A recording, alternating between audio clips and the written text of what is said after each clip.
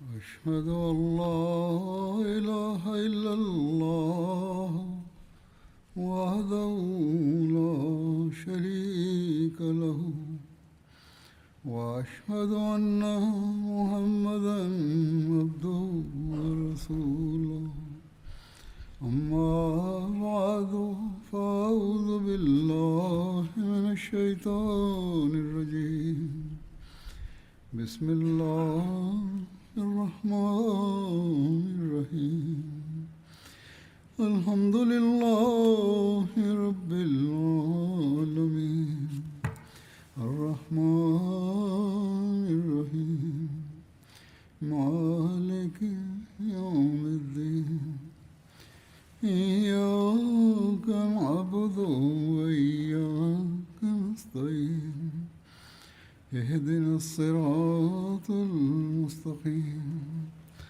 صراط الذين أنعمت عليهم غير المغضوب عليهم ولا الضالين যে ওসমান বিন তালহার কাছে খানা কাবার চাবি ছিল। মক্কা বিজয়ের সময় বা মক্কা বিজয়ের পর হজরত আলী সেকায়া অর্থাৎ পানি পান করানোর দায়িত্বের পাশাপাশি খানা কাবার চাবি রাখার দায়িত্ব তাকে দেওয়ার অনুরোধ জানান। কিন্তু মহানবী কাবা থেকে বের হওয়ার সময় ওসমান বিন তালহাকে ডাকেন এবং তার হাতে চাবি তুলে দিতে গিয়ে বলেন, আলিয়াউমা বিররিন ওয়া ওয়াফা, আজকে পুণ্য এবং অঙ্গীকার রক্ষার দিন। ততক্ষণে ওসমান বিন তালহা ইসলাম গ্রহণ করে নিয়েছিলেন। মহানবী কেন এমনটি বলেছিলেন এর বিস্তারিত বিবরণ হলো, হিজরতের পূর্বে একবার হুজুর সাল্লাল্লাহু আলাইহি সাল্লাম ওসমান বিন তালহার কাছে কাবা শরীফের চাবি চাইলে সে মহানবীকে আজে বাজে কথা বলে, খুবই নোংরা ভাষা ব্যবহার করে। হুজুর সাল্লাল্লাহু আলাইহি সাল্লাম তখন পরম ধৈর্য প্রদর্শন করেন আর বলেন, হে ওসমান, লাআল্লাকা সাতারা হাযাল মিফতাহ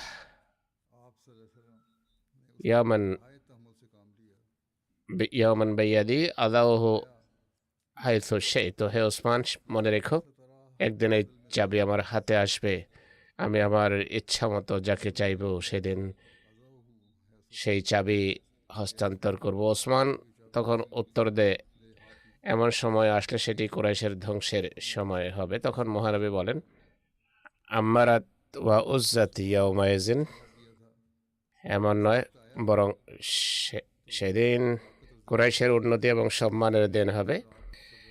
এসব অত্যাচার এবং নির্যাতন যা তার প্রতি করা হয়েছিল, হুজুর সাল্লাল্লাহু আলাইহি ওয়াসাল্লামের সবই স্মৃতিপটে জাগ্রত ছিল, কিন্তু তা সত্ত্বেও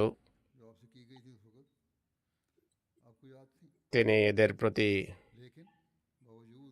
কৃপা এবং স্নেহ প্রদর্শন করেছেন। অন্য রওয়ায়েতে আছে, ওসমান বিন তালহা নিজেই বর্ণনা করেন, অজ্ঞতার যুগে সোমবার এবং বৃহস্পতিবার আমরা খানা কাবার দ্বার খুলে দিতাম।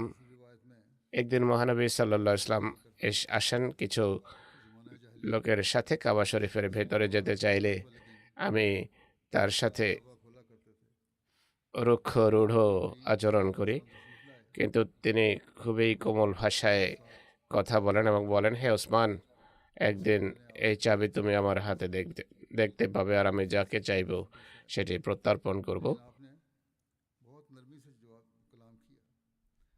আজকের দিন সেদিন যখন সব কথা ওসমানেরও হয়তো মনে পড়ে থাকবে, আর মহানবী সাল্লাল্লাহু আলাইহি সাল্লামও সেই দিন নিশ্চয়ই ভুলেননি।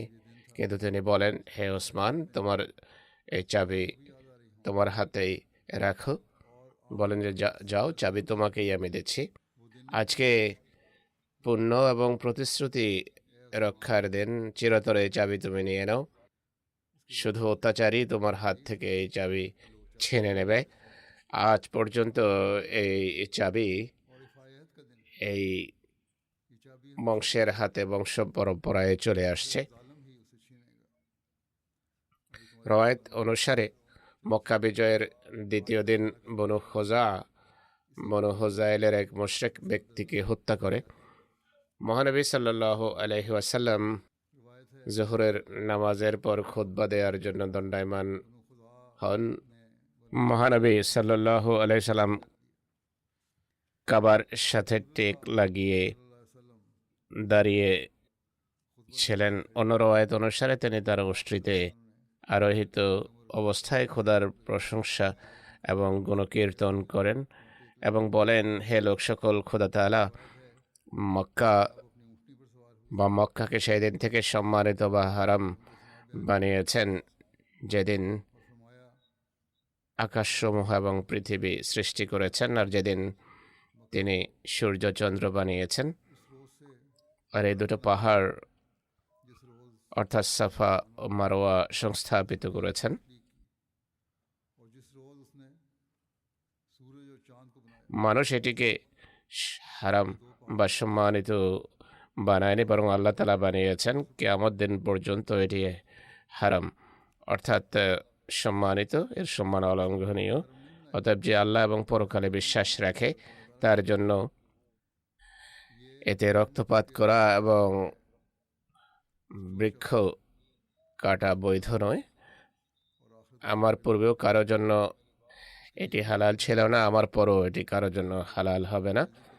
আমার জন্য একটা নির্দিষ্ট সময় কালের জন্য এটিকে হালাল করা হয়েছিল। এর সম্মান আবার সেভাবে প্রতিষ্ঠিত হয়েছে যেভাবে পূর্বে ছিল। তোমাদের যারা উপস্থিত তারা যেন অনুপস্থিতদের এই বার্তা পৌঁছে দেয়। কেউ যদি বলে যে মহানবী এতে যুদ্ধ করেছিলেন, তাহলে তাকে বলো আল্লাহ তাআলা তার রসুলের জন্য সেটিকে যুদ্ধ করা বৈধ করেছিলেন, তোমাদের জন্য এটি তিনি বৈধ করেননি। হে লোক সকল, আল্লাহর বিরুদ্ধে মানুষের মাঝে সবচেয়ে ধৃষ্ট সে ব্যক্তি গণ্য হবে যে হারামে কাউকে হত্যা করে বা নিজের হত্যাকারী ছাড়া অন্য কাউকে হত্যা করে বা অজ্ঞতার যুগের রক্তের প্রতিশোধ হিসেবে হত্যা করে। হে বনী খুজা, হত্যা থেকে বিরত হও, তোমরা এক ব্যক্তিকে হত্যা করেছ, আমি এর দিয়ত বা রক্তপণ আদায় করব। এটি একটি অঙ্গীকার যে আমার পর কাউকে হত্যা করবে তার পরিবার পরিজনের দুটো অধিকার থাকবে। যদি তারা চায় রক্তপণ নেবে, আর না হয় হত্যাকারীকে হত্যা করবে। এরপর তিনি সাল্লাল্লাহু আলাইহি ওয়াসাল্লাম সেই ব্যক্তির রক্তপণ হিসেবে 100 উট দেন যাকে বনে খোজা হত্যা করেছিল। তাদের পক্ষ থেকে তিনি রক্তপণ পরিশোধ করেন। সেই দিনগুলোতে মহানবীকে হত্যা করার এক অপবিত্র ষড়যন্ত্র প্রকাশিত হয়, যা ফজল বিন উমাইর নিজ পক্ষে লালন করছিল। লেখা আছে, মক্কা বিজয়ের দিন অনেক লোক এমনও ছিল যারা অভ্যন্তরীণভাবে খুবই বিচলিত ছিল, কিন্তু তাদের কোনো উপায় ছিল না। এই কারণে মক্কার কিছু দুঃসাহসী যুবক যেমন একরামা প্রমুখ রীতিমধ্যে একটি প্লাটুন বানিয়ে এক জায়গায় দাঁড়িয়ে সশস্ত্র প্রতিরোধ গড়ে তোলে। এই ধরনের চিন্তাধারা লালনকারী এক ব্যক্তি হলো ফজল বিন উমাইর।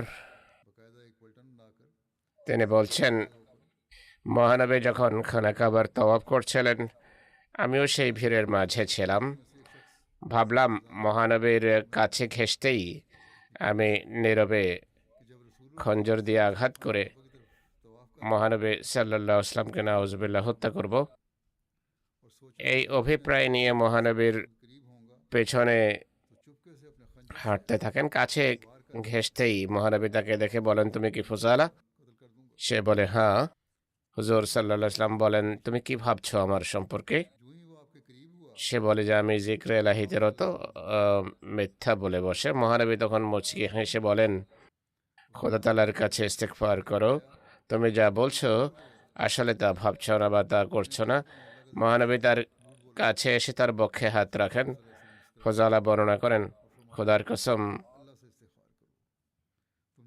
আমার বক্ষ থেকে মহানবীর হাত ওঠানোর পূর্বেই এই পৃথিবীতে আমার কাছে সবচেয়ে প্রিয় মোহাম্মদ সাল্লাল্লাহু আলাইহি সাল্লাম বলে মনে হলো এবং সে নিজ গৃহে ফিরে আসে। এক দুর্বিসন্ধি নিয়ে যায়, কিন্তু তার হৃদয়ের অবস্থা বদলে যায়। সেই দিনগুলোতে আবু বকরের সম্মানিত পিতার ইসলাম গ্রহণের ঘটনাও দেখা যায়। মক্কা বিজয় পর্যন্ত তিনি ইসলাম গ্রহণ করেননি। মক্কা বিজয়ের সময় তার দৃষ্টিশক্তি হারিয়ে যায়। মক্কা বিজয়ের দিন মহানবী যখন হারামে প্রবেশ করেন, হযরত আবু বকর তার পিতাকে নিয়ে মহানবীর সকাশে উপস্থিত হন। মহানবী তাকে দেখতেই বলেন, হে আবু বকর, তুমি এই বর্ষিয়ান লোককে ঘরেই থাকতে দিতে, এমন একজন বর্ষিয়ান লোককে আমার কাছে নিয়ে এসেছো। আমি নিজেই তার কাছে চলে আসতাম। তখন হযরত আবু বকর বলেন, হে আল্লাহ রসুল সাল্লাল্লাহু আলাইহি ওয়াসাল্লাম, তার আপনার কাছে আসা বেশি শোভনীয়, আপনার তার কাছে যাওয়া নয়। হযরত আবু বকর তাকে মহানবীর কাছে বসান। মহানবী তার বক্ষে হাত বুলিয়ে বলেন, ইসলাম গ্রহণ করুন, আপনি নিরাপদ হয়ে যাবেন। এরপর হযরত আবু বকরের পিতা ইসলাম গ্রহণ করেন।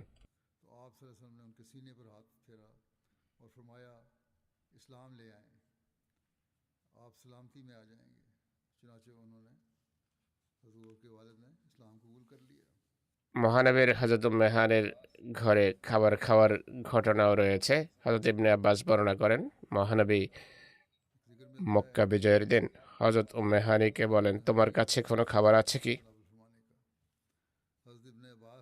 তিনি বলেন, শুকনো রুটির টুকরো ছাড়া আর কিছুই নেই।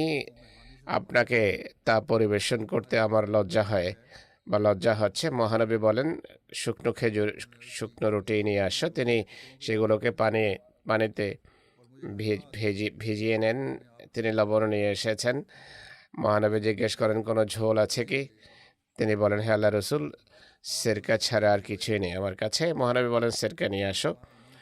তিনি খাবারে সিরকা ঢেলে দেন, এরপর তা খান আর খোদার দরবারে কৃতজ্ঞতা প্রকাশ করেন এবং বলেন, সিরকা কত ভালো তরকারি, যে ঘরে সিরকা থাকে সেই ঘর তো দরিদ্র নয়। পরম কৃতজ্ঞতার বহির প্রকাশ এটি। মেহানের মনও জয় করেন এভাবে। এই হলো মক্কা বিজয়ের চিত্র এবং অবস্থা।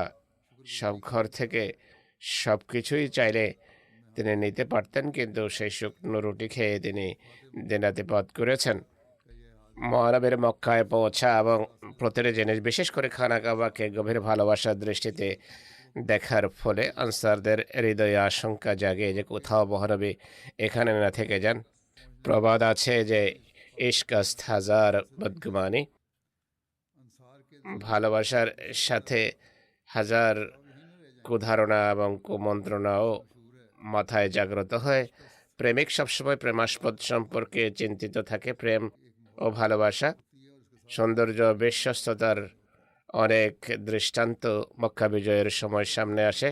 সেগুলোর মাঝে একটি খুবই পবিত্র এবং সূক্ষ্ম ঘটনা মদিনার আনসারদের পক্ষ থেকে চোখে পড়ে। হযরত আবু হুরায়রা বর্ণনা করেন, হুজুর সাল্লাল্লাহু আলাইহি সাল্লাম আসেন, মক্কায় প্রবেশ করেন, আর তিনি সাল্লাল্লাহু আলাইহি সাল্লাম হাজরে আসওয়াদের দিকে এসে সেটিকে ইস্তেলাম করেন, অর্থাৎ চুমু খান। এরপর বাইতুল্লাহর তাওয়াফ করেন। এরপর সাফা পাহাড়ে চড়েন, আরোহণ করেন। যেখানে দাঁড়িয়ে বাইতুল্লাহকে দেখছিলেন, উভয় হাত তুলে মহাসম্মানিত খোদারকে স্মরণ করেন। যতটা খোদা তাআলা চেয়েছেন ততটা খোদাকে স্মরণ করেছেন এবং দোয়া করেছেন। আনসাররা নিচে ছিল। মহানবী দোয়া করেন, খোদার গুণকীর্তন করেন যতটা আল্লাহ তাআলা চেয়েছেন এবং তিনি দোয়া করেছেন। মহানবীর ব্যস্ততা মক্কাবাসীদের প্রতি তার স্নেহের অভাবনীয় দৃষ্টান্ত দেখে আনসার চিন্তার জগতে হারিয়ে যায়। তারা পরস্পরকে বলে যে স্বদেশ প্রেম এবং নিজ গোত্রের ভালোবাসা মহানবীর হৃদয়ে ছেয়ে গেছে। হয়তো তিনি এখানেই নির্জনপদ এবং আত্মীয় স্বজনের মাঝেই রয়ে যাবেন, কিন্তু মহানবীর বিরহের কথা চিন্তা করেই তারা দুঃখ ভারাক্রান্ত হয়ে যায়। হযরত আবু হুরায়রা বলেন যে আনসারদের ওপর বিরাজমান এই অবস্থার ভেতর মহানবীর প্রতি ওয়াহি অবতীর্ণ হয়। ওয়াহি যখন অবতীর্ণ হতো সেই দৃশ্য আমাদের জন্য অজানা ছিল না। যখন ওয়াহি অবতীর্ণ হতো আমাদের কেউ মহানবীর প্রতি তাকাতো না। এক পর্যায়ে ওয়াহি অবতীর্ণ হওয়া বন্ধ হয়। সেই অবস্থা কাটার পর মহানবী বলেন, হে আনসার। তারা বলেন, হে আল্লাহ রসুল, আমরা উপস্থিত। তিনি বলেন, তোমরা কি ভাবছো যে এই ব্যক্তির হৃদয়ে স্বদেশ প্রেম প্রাধান্য বিস্তার করেছে? তারা ইতিবাচক উত্তর দেয়। তিনি বলেন, যদি এমনই হয় তাহলে আমার নাম তো সার্থক হলো না। আমি মোহাম্মদ আল্লাহ তাআলার বান্দা এবং তার রসুল। আমি আল্লাহর সন্তুষ্টির জন্য তোমাদের কাছে হিজরত করেছি। আমার জীবন মৃত্যু এখন তোমাদের সাথে। তখন তারা আবেগের আতিশয্যে কাঁদতে কাঁদতে তার দিকে অগ্রসর হন এবং বলেন, খোদার কসম, আমরা যা বলেছি আল্লাহ এবং তার রসুলের সীমাহীন ভালোবাসা এবং সম্ভাব্য বিরহ বেদনার ভয়ে বলেছিলাম।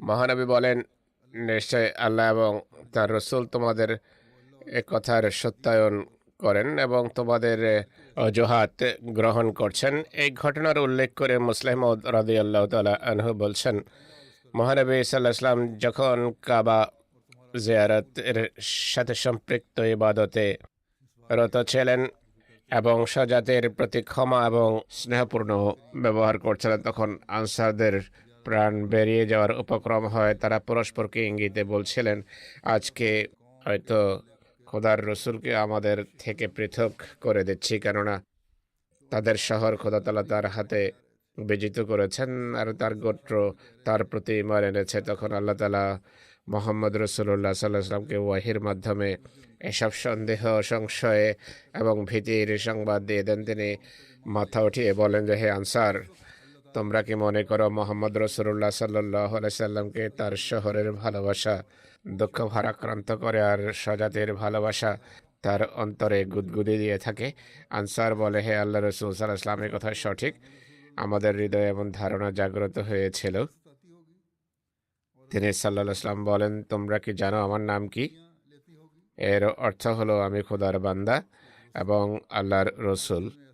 তাই কিভাবে হতে পারে যে তোমরা যারা ইসলামের দুর্বলতার দিনে নিজেদের জীবন বাজি রেখেছ, তাদেরকে ছেড়ে আমি কোথায় চলে যাব? আবার বলেন, হে আনসার, এটি কখনো হতে পারে না। আমি খোদার বান্দা এবং তার রসুল। আমি খোদার সন্তুষ্টির জন্য স্বদেশ পরিত্যাগ করেছি।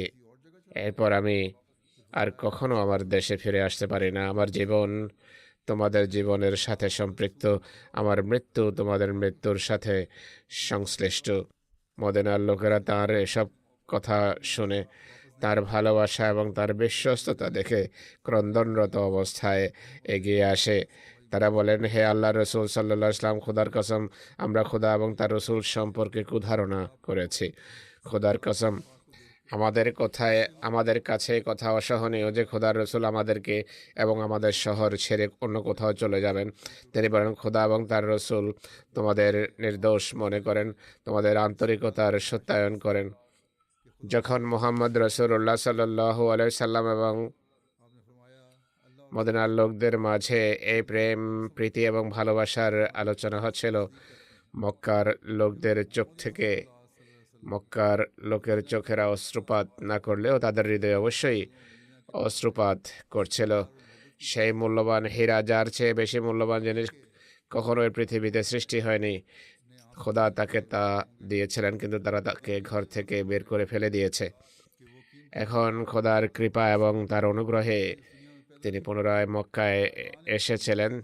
তিনি তার অঙ্গীকার রক্ষার্থে সানন্দে স্বেচ্ছায় মদিনা ফিরে যাচ্ছেন।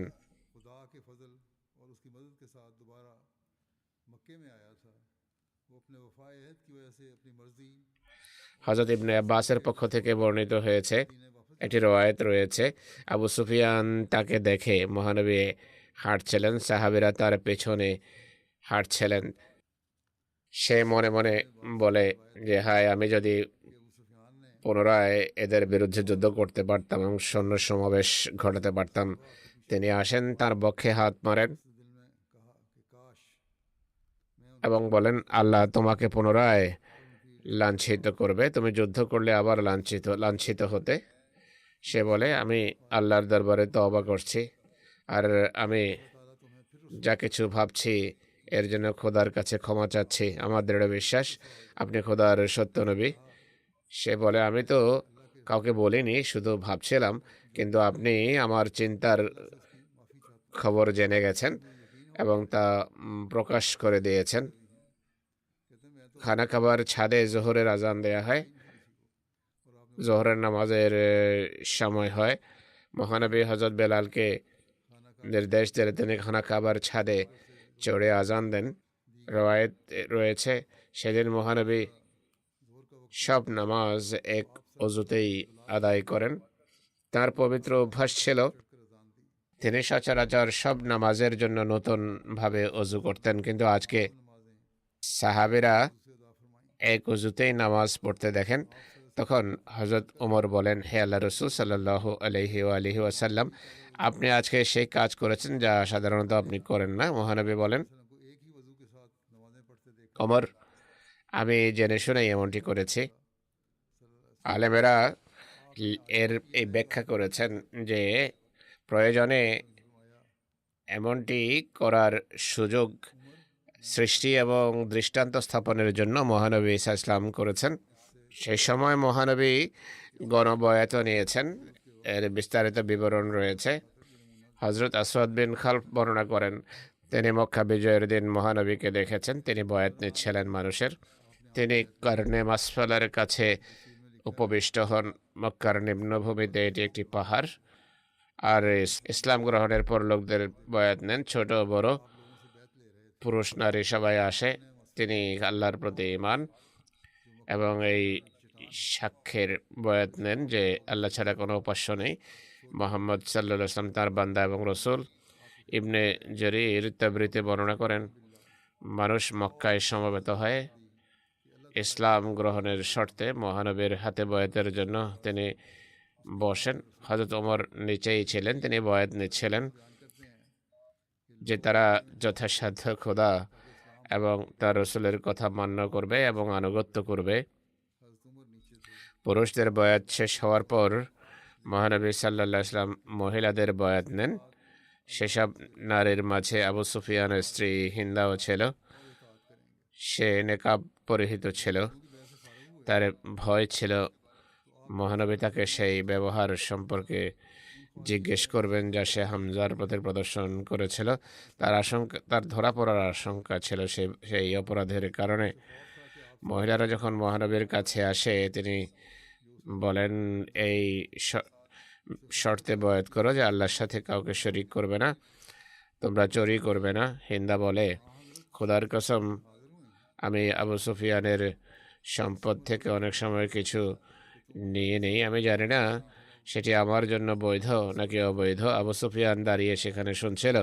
সে বলে, অতীতে যা কিছু নিয়েছ তা তোমার জন্য হালাল বা বৈধ, খোদা তোমাকে মার্জনা করুন।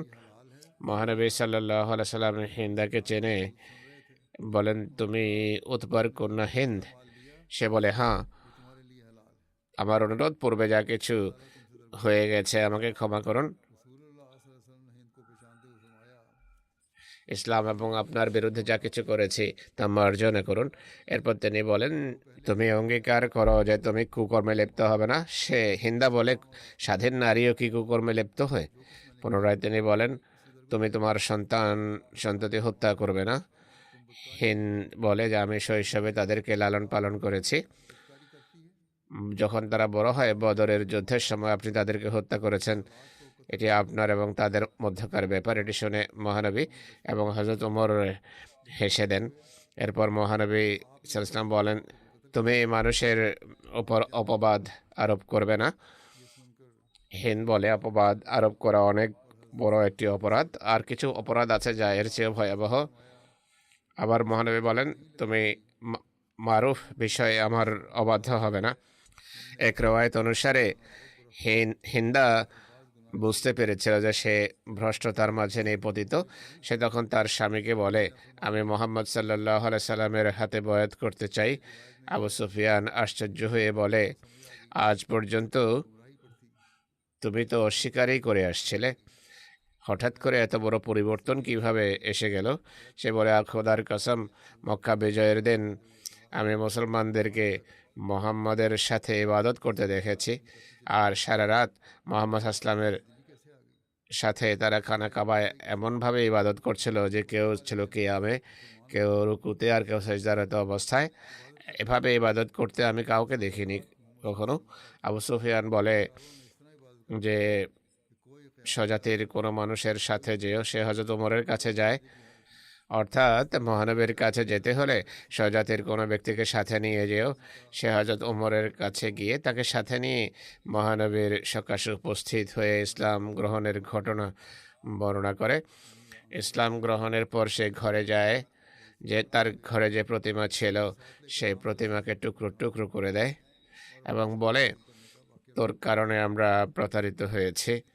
অপর এক রওয়ায়েতে রয়েছে, হিন্দা ইসলাম গ্রহণের পর হুজুর সাল্লাল্লাহু আলাইহি ওয়াসাল্লামের কাছে আসে এবং বলে, সব প্রশংসা আল্লাহর, যিনি তার এই ধর্মকে জয়যুক্ত করেছেন, যে ধর্ম তিনি নিজের জন্য পছন্দ করেছেন।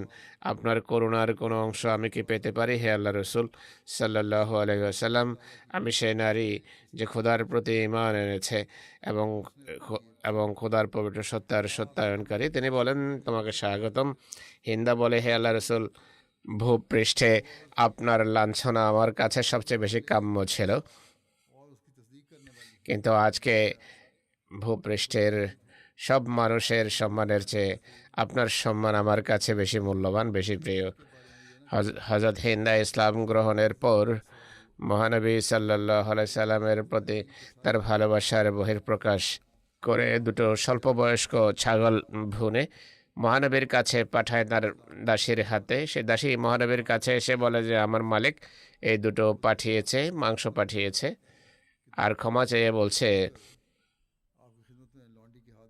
বর্তমানে ছাগল ছানা খুবই কম, তাই শুধু দুটো প্রেরণ করছি। মহানবী বলেন, আল্লাহ তাআলা তোমাদের ছাগল এবং ছাগল ছানায় বা ছাগ পালে অশেষ কল্যাণ রেখে দেন। সেই দাসী পরে বলতো, খোদার কসম, আমি এত বিশাল ছাগ পাল দেখেছি যা পূর্বে কখনো দেখিনি। হযরত হিন্দ বলতেন, এটি মহানবী সাল্লাল্লাহু আলাইহি ওয়াসাল্লামের দোয়ার কল্যাণে হয়েছে।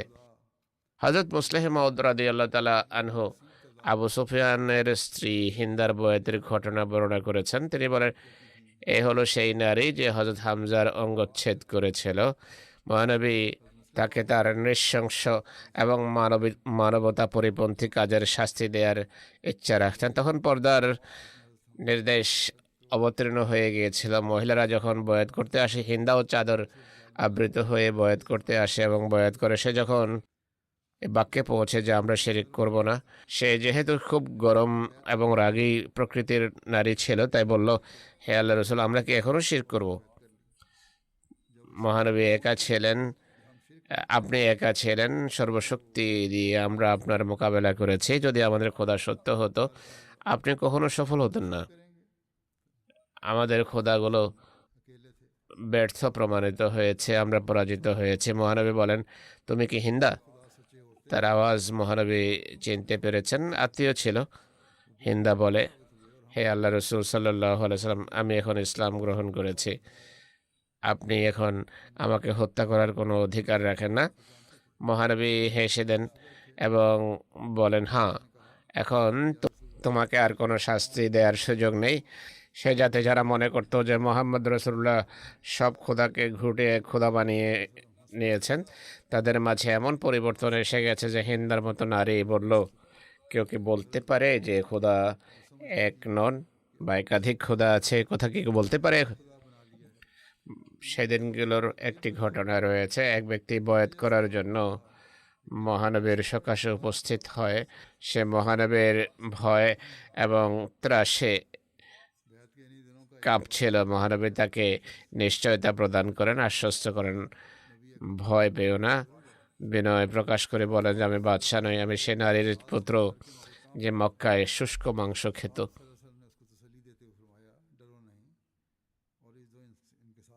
যেসব অপরাধীর হত্যার নির্দেশ দেয়া হয়েছিল এই সম্পর্কে বিস্তারিত বিবরণ রয়েছে। এই সম্পর্কে মানুষের দ্বিধাদ্বন্দ্ব আছে, বাস্তবতাও তাই।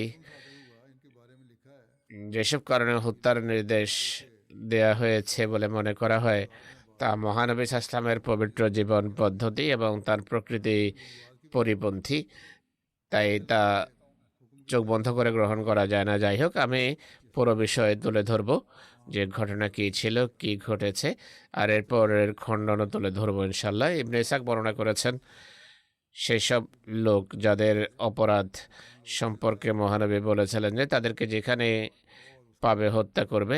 এমন লোকের সংখ্যা ছিল 8 জন পুরুষ, 6 জন নারী।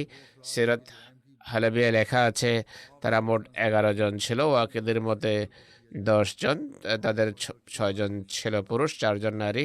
ফাতুল বাড়িতে 14 জনের নামও লেখা হয়েছে: আব্দুল উজ্জা বিন খাতাল, আবদুল্লাহ বিন সাদ বিন আবি সারাহ, একরামা বিন আবি জাহল, মিকিয়াস বিন সাবাবা, হাবার বিন আসওয়াদ প্রমুখ অন্তর্ভুক্ত।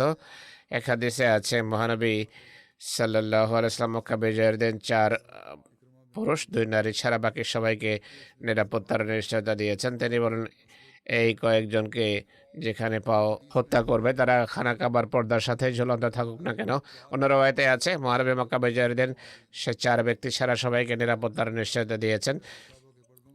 এই 4 জন হলো আব্দুল উজ্জা বিন খাতাল, মিকিয়াস বিন সাবাবা, আবদুল্লাহ বিন সাদ বিন আবি সারাহ এবং উম্মে সারা।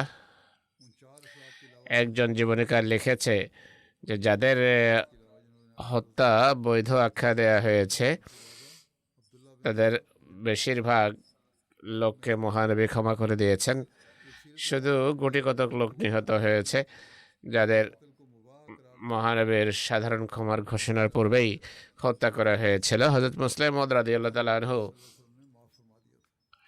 এই বরাতে নিজের মতামত তুলে ধরেছেন। তিনি বলেন, শুধু 11 জন পুরুষ এবং 4 জন নারী এমন ছিল যাদের সম্পর্কে ভয়াবহ নির্যাতন এবং নৈরাজ্যের প্রমাণ ছিল। তারা যেন যুদ্ধাপরাধী। তাদের সম্পর্কে মহানবীর নির্দেশ ছিল যে তাদেরকে যেন হত্যা করা হয়। তারা শুধু অবিশ্বাস বা যুদ্ধ করার কারণে অপরাধী ছিল না, বরং তারা যুদ্ধ অপরাধী ছিল। তাদের অনেককেই রাসূলুল্লাহ মুসলমানদের সুপারিশের ভিত্তিতে ছেড়ে দিয়েছেন। হযরত মসিহ মাউদ আলাইহিস সালাতু ওয়াস সালাম বর্ণনা করেন, হযরত খাতামুল আম্বিয়া সাল্লাল্লাহু আলাইহি ওয়াসাল্লাম মক্কাবাসী এবং অন্যদের পুরোপুরি করতলগত পেয়েও, তাদের তরবারের নিচে পেয়েও তাদের দোষ ত্রুটি ক্ষমা করে দিয়েছেন। শুধু গুটিকতক লোককে শাস্তি দিয়েছেন, যাদের শাস্তি দেওয়ার সুনিশ্চিত সিদ্ধান্ত আল্লাহ তাআলার পক্ষ থেকে স্পষ্টভাবে দেয়া হয়েছিল। সেই চিরস্থায়ী অভিশপ্ত ছাড়া বাকি সব শত্রুর অন্যায় এবং পাপ ক্ষমা করে দেয়া হয়েছে। যাদেরকে হত্যা করা হয়েছে ইতিহাসে সেই হত্যার বা মৃত্যুদণ্ডের কারণও উল্লেখিত আছে। আমি আপনাদেরকে শুনিয়ে দিচ্ছি, কিন্তু এগুলো বিশ্বাসযোগ্য নয়। প্রথম নাম হলো আব্দুল উজ্জা বিন খাতাল। এ ব্যক্তি প্রথমে ইসলাম গ্রহণ করে। মহানবী তার নাম আবদুল্লাহ রেখেছিলেন। সে মদিনায় হিজরত করেছিল। হুজুর সাল্লাল্লাহু তাকে যাকাত নেয়ার জন্য পাঠান। তার সাথে বনু খুজাআর এক ব্যক্তিও ছিল যে তার খাবার রান্না করত এবং তার সেবা করত। তাদের উভয়ই এক জায়গায় অবস্থান করেন যেখানে মানুষ সমবেত হয়ে যাকাত দিত। ইবনে খাতাল খোজা গোত্রের সেই ব্যক্তিকে খাবার প্রস্তুত করার নির্দেশ দিয়ে নিজে দুপুরে ঘুমিয়ে পড়ে। জাগ্রত হওয়ার পর দেখে যে খোজা গোত্রের লোকটি ঘুমিয়ে আছে, কোনো খাবার প্রস্তুত করেনি।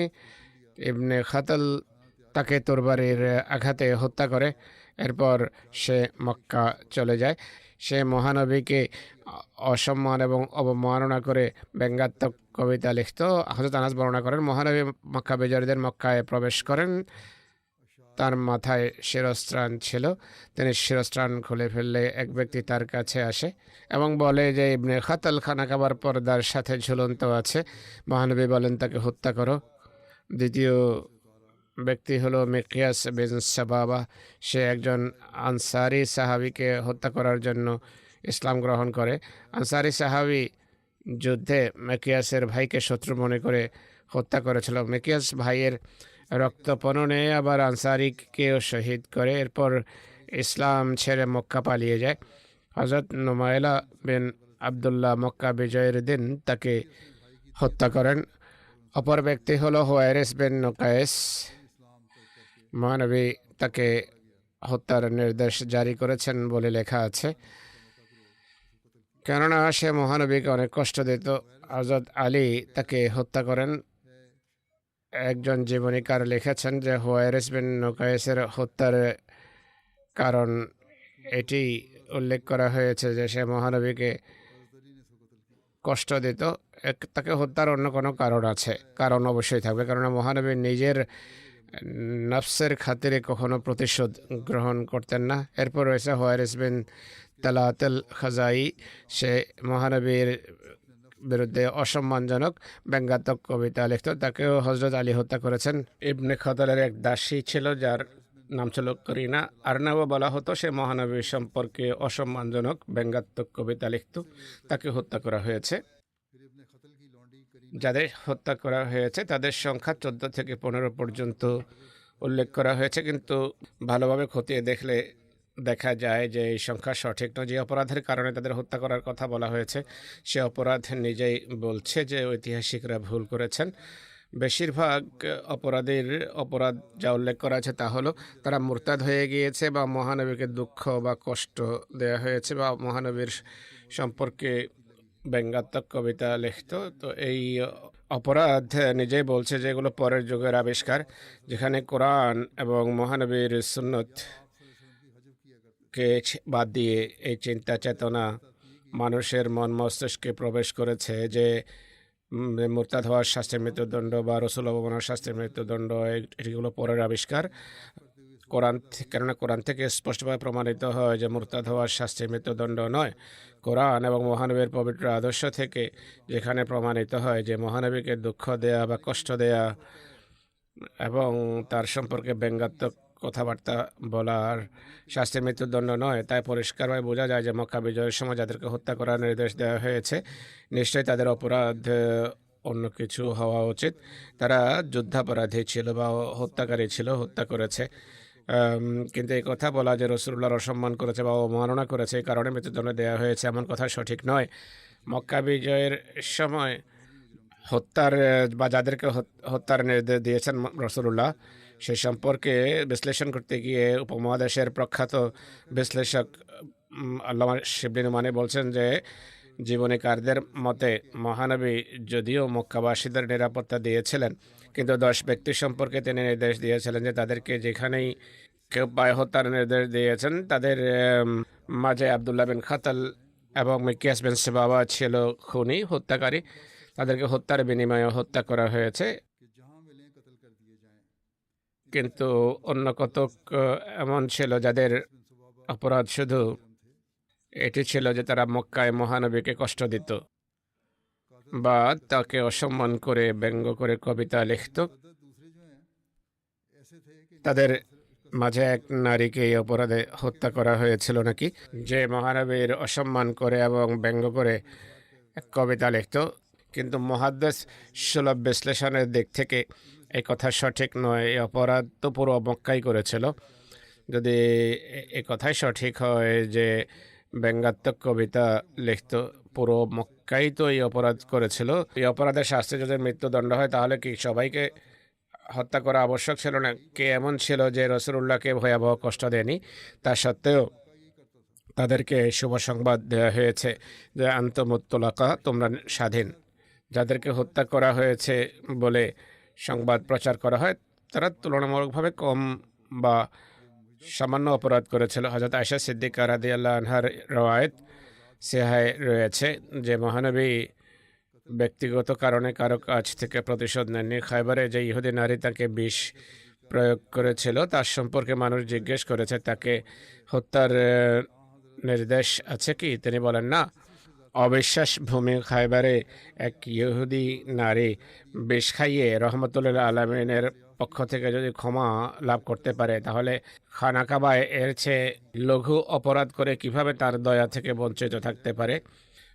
রায়েতের উপর বিশ্বাস না করলেও রওয়ায়েতের দিক থেকেও এই ঘটনা অবিশ্বাস্য থেকে যায়। বিবেক যদি নাও খাটাও তাহলেও রওয়ায়াতের দিক থেকেও এই কথাগুলো দুর্বল। বুখারীতে শুধু ইবনে খাতালের হত্যার কথা উল্লেখিত আছে, আর এটি স্বীকৃত কথা যে তাকে হত্যার কারণে হত্যা করা হয়েছে। মেকিয়াস যে হত্যা করা হয়েছে সেটিও শরীয়ত সম্মত ছিল। বাকি যাদের হত্যার কথা বলা হয়, তাদের হত্যার যে কারণ উল্লেখ করা হয় তা হলো তারা নাকি কোনো যুগে মহানবীকে কষ্ট দিত। এসব রওয়ায়েত ইবনে ইসহাক পর্যন্ত এসেই বিচ্ছিন্ন হয়ে যায়, অর্থাৎ হাদিসের যে নীতি আছে সেই নীতির মাপকাঠিতে এগুলো, সেই রওয়ায়েতগুলো বিচ্ছিন্ন রওয়ায়েত যা বিশ্বাসযোগ্য নয়। সবচেয়ে নির্ভরযোগ্য রওয়ায়েত যা এই সম্পর্কে উপস্থাপন করা যেতে পারে তা আবু দাউদের রওয়ায়েত, যাতে উল্লেখিত আছে যে হুজুর সাল্লাল্লাহু আলাইহি ওয়াসাল্লাম মক্কা বিজয়ের দিন বলেছিলেন 4 ব্যক্তিকে কোথাও যেন নিরাপত্তা দেয়া না হয়। আবু দাউদ সেই হাদিস উদ্ধৃত করে বলে এই রওয়ায়েতের সনদ যেমনটি হওয়া উচিত তেমনটি দেখা যায় না। আবু দাউদ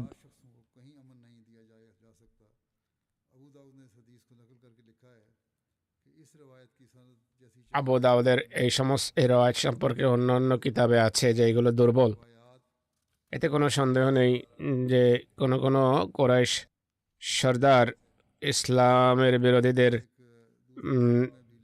নেতৃত্ব দিত, মহানবীর আসার সংবাদ শুনে মক্কা থেকে পালিয়ে যায়।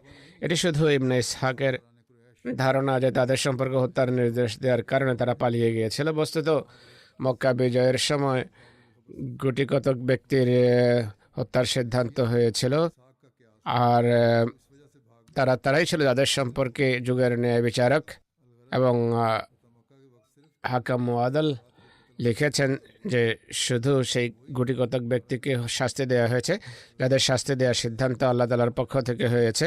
তারা 3-4 জন ছিল। এই 3-4 জন চির দুর্ভাগা ছাড়া বাকি সবার পাপ ক্ষমা করে দেওয়া হয়েছে। তো এটি হলো বাস্তবতা। তাই কথা বলা যে এতজন লোককে হত্যা করা হয়েছে বা রাসূল অবমাননার কারণে হত্যা করা হয়েছে, কথা ভুল। বাকি ইনশাল্লাহ ভবিষ্যতে বর্ণনা করব। পৃথিবীতে বিরাজমান পরিস্থিতি আপনাদের সামনে স্পষ্ট, এর জন্য দোয়া অব্যাহত রাখুন। পূর্বেও বেশ কয়েকবার বলেছি, আর এটি আমি সবসময় বলে থাকি যে হাঙ্গামী পরিস্থিতির জন্য প্রস্তুতি রাখুন। স্মরণ করিয়ে থাকি, পূর্বেও বলেছি যে হাঙ্গামী পরিস্থিতির জন্য কয়েক মাসের রেশন মানুষের ঘরে রাখা উচিত, যারা রাখতে পারে। কোনো সরকারও এখন দেশের নাগরিকদের বলেছে 3 মাসের রেশন আপনারা ঘরে মজুদ করুন। আল্লাহ তাআলা জগৎবাসীর প্রতি করুণা করুন, কৃপা করুন। যুদ্ধের ভয়াবহ পরিণতি থেকে আল্লাহ তাআলা জগৎবাসীকে রক্ষা করুন। আমি কয়েকজন প্রয়াত ব্যক্তির স্মৃতিচারণ করব, তাদের জানাজা পড়াবো নামাজের পর।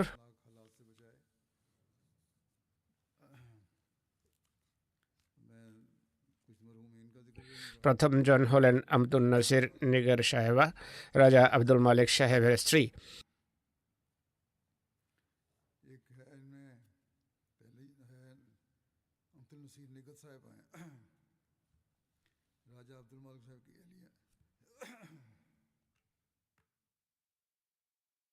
সম্প্রতি 70 বছর বয়সে ইহধাম ত্যাগ করেছেন। ইন্না লিল্লাহি ওয়া ইন্না ইলাইহি রাজিউন। তিনি ওসিয়ত করেছিলেন হযরত মির্জা শরীফ আহমদ সাহেব রাদিয়াল্লাহু আনহুর 2 পৌত্রী ছিলেন। হযরত নওয়াব আব্দুল হাফিজ বেগম সাহেবার 2 হিত্রী ছিলেন। কর্নেল মির্জা দাউদ আহমদ সাহেবের কন্যা। দীর্ঘকাল আমেরিকায় কাটিয়েছেন, সেখানেও 10 বছর কাল লাজনায়ে মাল্লার সেক্রেটারি মাল এবং সেক্রেটারি জিয়াফত হিসেবে খেদমত করার সৌভাগ্য হয়েছে। তার কন্যা বলছেন যে তিনি রীতিমতো সদকা দিতেন, নীরবে সদকা করতেন।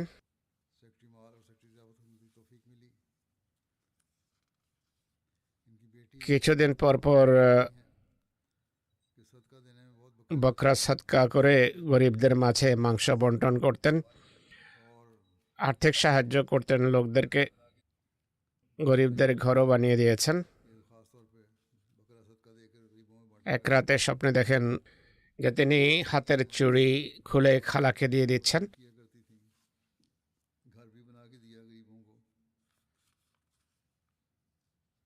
তিনি জাগ্রত হয়ে তাৎক্ষণিকভাবে চুরি দিয়ে দেন। অতিথি পরায়ণ ছিলেন, অভাবীদের সাহায্য করতেন, খুবই সহানুভূতিশীল ছিলেন। রসিকতা ছিল প্রকৃতিতে, মানুষ জানে না, কিন্তু আমি দেখেছি রাতে এত বেশি দোয়া করতেন কেঁদে কেঁদে যে আমাদের ঘরের মেঝেও কেঁপে উঠত। আতিথেয়তা তার বিশেষ বৈশিষ্ট্য ছিল। জিক্রে এলাহি বা খোদাকে স্মরণের রীতি মায়ের কাছে শিখেছি। সবসময় দরুদ শরীফে লেগে থাকতেন। মসিহ মওদের বিভিন্ন কবিতার পংক্তি পড়তেন। এতবার শুনেছি আমরা যে আমাদের মুখস্থ হয়ে গেছে।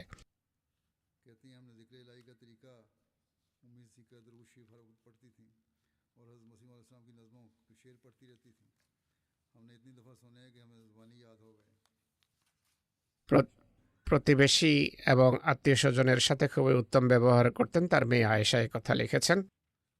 তার ভাগ্নে লিখেছেন যে নীরবে সাহায্য করতেন, আর আল্লাহ অনেক সময় কাউকে সাহায্য করার জন্য তাকে জানিয়ে দিতেন কোনো ব্যক্তি সম্পর্কে যে অমুকের ছেলের বিয়ে, তাকে সাহায্য করো। তাৎক্ষণিকভাবে 1,00,000 টাকা পাঠিয়ে দেন এই প্রাপ্ত সংবাদ অনুসারে। আল্লাহ তাআলা তার প্রতি মাগফিরাত করুন, কৃপা করুন। পরবর্তী জানাজা যার কথা বলবো তিনি আলহাজ ইয়াকুব আহমদ বিন আবু বকর। তিনি গানার আহমদিয়া সিনিয়র হাই স্কুলের হেডমাস্টার। তিনি গানার ন্যাশনাল সেক্রেটারি তবলিগ ছিলেন। 63 বছর বয়সে সম্প্রতি এক দুর্ঘটনায় তিনি ইন্তেকাল করেন। মুসি ছিলেন, ওসিয়ত করেছিলেন। মোকাসম শহর যাওয়ার পথে ট্রলির সাথে গাড়ির সংঘর্ষে মাথায় আঘাত আসে, তিনি ইন্তেকাল করেন। ইন্না লিল্লাহি ওয়া ইন্না ইলাইহি রাজিউন। তারা বর্তমানে 2 স্ত্রী, 4 সন্তান, মা এবং 1 ভাই 1 বোন রেখে গেছেন। প্রাথমিক পড়ালেখার পর আহমদিয়া মিশন ট্রেনিং কলেজ সল্টপন্ডে ভর্তি হন। সেখান থেকে পড়ালেখা শেষ করে জামাতের কাজে নিযুক্ত হন বিভিন্ন জায়গায়। এরপর জামাতের পক্ষ থেকে তাকে গানা বিশ্ববিদ্যালয়ে ভর্তি করানো হয়। সেখান থেকে বিজনেস অ্যাডমিনিস্ট্রেশনে তিনি ডিগ্রি অর্জন করেন। ডিগ্রির পর সরকারি চাকরির অফার হয়, কিন্তু তিনি চাকরি প্রত্যাখ্যান করেন।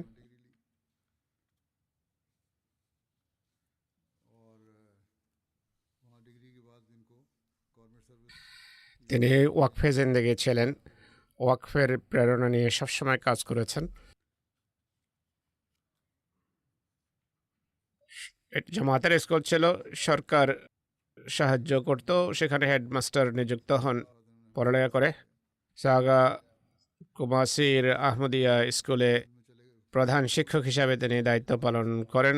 সেখানকার মানুষ তার কথা স্মরণ করে। ব্যবস্থাপনাও, অ্যাডমিনিস্ট্রেশনও, প্রশাসন, সরকারি কর্মকর্তা এবং ছাত্র সবাই তার কথা স্মরণ করে।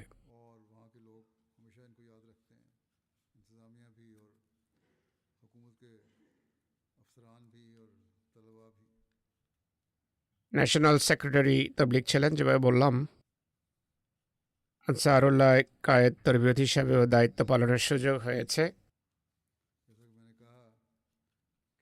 জ্ঞানানুরাগী মানুষ ছিলেন।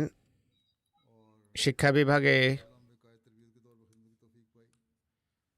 বড় বড় গুরুত্বপূর্ণ কমিটির মেম্বার হিসাবে কাজ করার সুযোগ হয়েছে।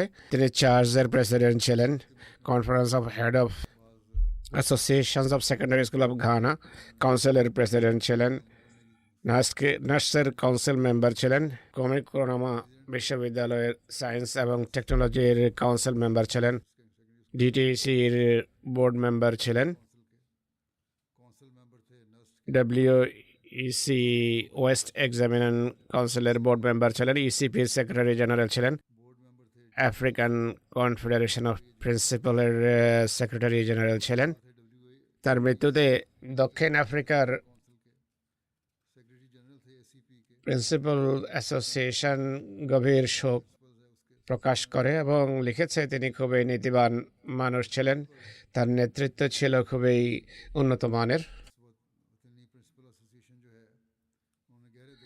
তিনি সবসময় বলতেন যে আমার সাফল্যের কেন্দ্রবিন্দু ধর্মের সাথে সম্পৃক্ততা এবং আহমদিয়া খেলাফতের সাথে সুসম্পর্ক। খুবই স্নেহশীল স্বামী, পিতা, বংশের জন্য ঈমান, শৃঙ্খলা এবং স্নেহের প্রতীক ছিলেন তিনি। রমজানে বেশ কয়েকবার কোরআন পাঠ শেষ করতেন। ঘরের লোকদের মনোযোগ সবসময় ইবাদতের প্রতি আকর্ষণ করতেন। তার প্রকৃতিতে যেখানে নেতৃত্বের বৈশিষ্ট্য ছিল, নেতৃত্বের দক্ষতা ছিল, বিনয় ছিল, পরম মার্গের খুবই সততার সাথে তিনি ধর্মের সেবা করতেন। তার বড় ভাই আহমদিয়ত গ্রহণ করেন, তার মাধ্যমে তাদের বংশে আহমদিয়ত আসে। তার ভাই আবু বকর সাহেব লিখছেন, তার পিতা তাকে সলপন্ডের মোবাল্লেগ ট্রেনিং কলেজে পাঠান, যেখানে পড়ালেখা করেন, স্থানীয় মোবাল্লেগ হিসেবে কাজ করেন। উন্নতি করতে করতে এরপর জামায়াতি এবং সরকারি পর্যায়ে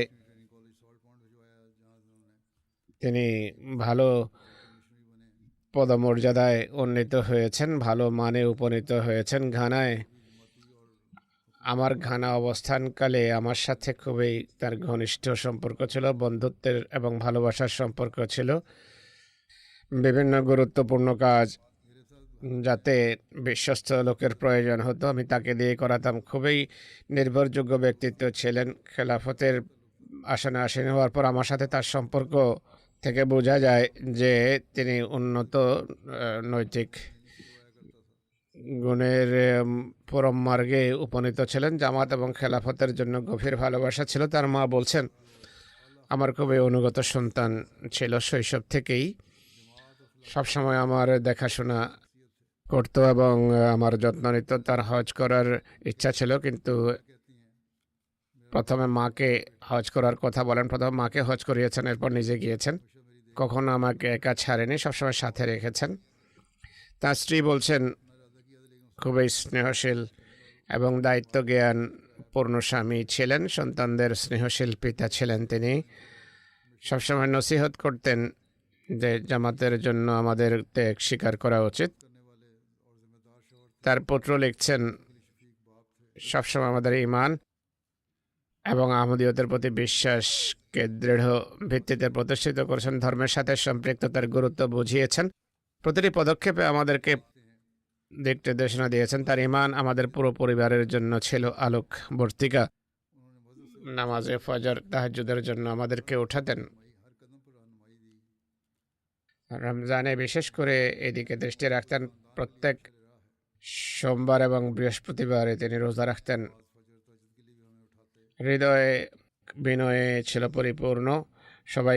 সবার সাথে সম্মানজনক আচরণ করতেন, অধীনস্থ হলেও খুবই হাসি খুশি থাকতেন। তার ভাই সাইদ বিন আবু বকর বলছেন, পিতার মৃত্যুর পর তিনি আমার তত্ত্বাবধান করেন আর পিতার আমাকে লালন পালন করেছেন, আমার যত্ন নিয়েছেন, আমার তরবিয়ত করেছেন, নামাজের প্রতি মনোযোগ আকর্ষণ করেছেন, আমার অভাব সকল অর্থে মোচন করেছেন। আল্লাহ তাআলা তার প্রতি মাগফিরাত করুন, কৃপা করুন।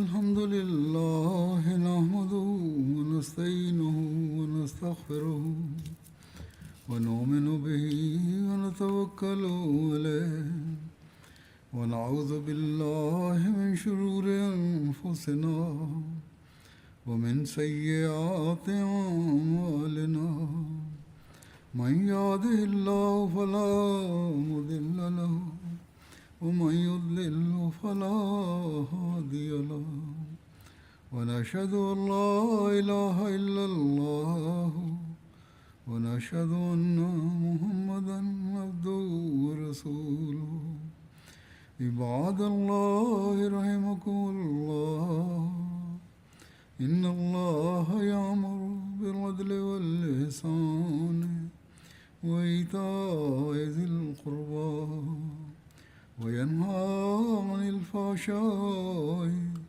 والمنكر والبغي يعظكم لعلكم تذكرون اذكروا الله يذكركم وادعوه يستجب لكم ولذكر الله